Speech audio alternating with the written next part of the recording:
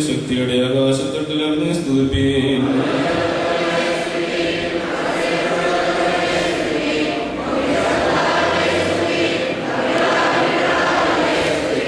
തപ്പുകളാലും ചതുരത്തപ്പുകളാലും അവനെ സ്തുതിപ്പീൻ. മാധുരമുള്ള പമ്പികളാൽ അവനെ സ്തുതിപ്പീൻ. നാദമുള്ള കൈത്താളങ്ങൾ അവനെ സ്തുതിപ്പീൻ. ശബ്ദത്താലും മാർപ്പുവിളിയാലും അവനെ സ്തുതിപ്പീൻ. എല്ലാ ശ്വാസവും കർത്താവിനെ സ്തുതിക്കട്ടെ.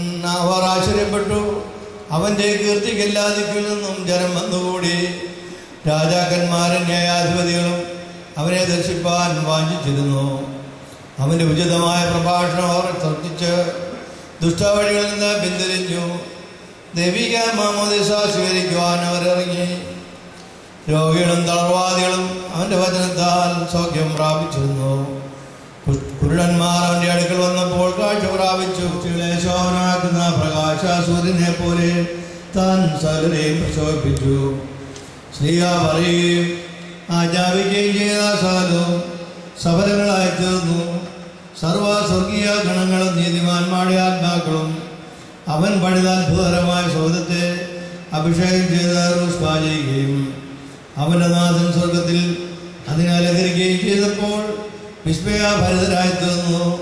അത് അടിസ്ഥാനമില്ലാത്ത പണിയും അവണ്ണനീയമായ അലങ്കാര സാധനവും വ്യാഖ്യാനിക്കാനല്ലാത്ത കാന്തിയും അമോചരവുമായ ശില്പ്യാവധിയും ആയ നന്ദിയ ചർച്ചയിൽ ഇണങ്ങിയിരുന്നു. രാജാവ് അത് ഗ്രഹിച്ച അവനും സ്വഭാവക്കാരും പ്രഭുക്കന്മാരും പ്രധാനികളും സൈന്യങ്ങളും രണശൂരന്മാരും വിശ്വസിച്ച് മാമൂസാ പൊങ്ങി. തോമാശ്രീക ശ്രേഷ്ഠത പ്രാപിച്ചു. മശിയ വിശ്വസിക്കപ്പെട്ടു. ദാസൻ ബഹുമാനിക്കപ്പെട്ടു. അവൻ യജമാൻ കൈക്കൊള്ളപ്പെട്ടു. നിത്യവും സുവിശേഷം ഉദ്ഘോഷിച്ചു.